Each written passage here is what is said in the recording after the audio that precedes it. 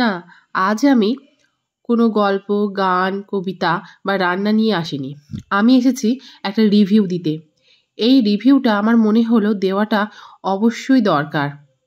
অনেক বাচ্চাদের ক্ষেত্রে, অনেক কেন, প্রতিটা বাচ্চাদের জন্য এটা খুব উপকার হবে এবং তাদের বাবা মার জন্যও এটা খুব ভালো। এখনকার বাচ্চারা সবসময় টিভি বা ফোনের প্রতি বেশি অ্যাডিক্টেড হয়ে যাচ্ছে।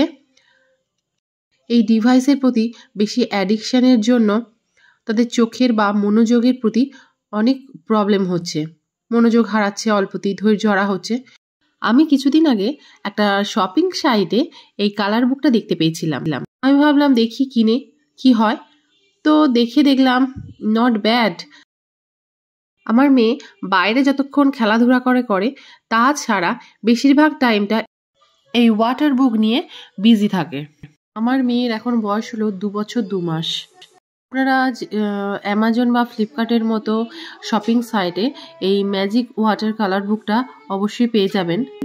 এই কালার বুকটার আরেকটা বিশেষত্ব হচ্ছে যে কালার করার কিছুক্ষণ পরে কালারগুলো ডিজলভ হয়ে যায়, যাতে করে বাচ্চারা আবার এটাকে ব্যবহার করতে পারবে।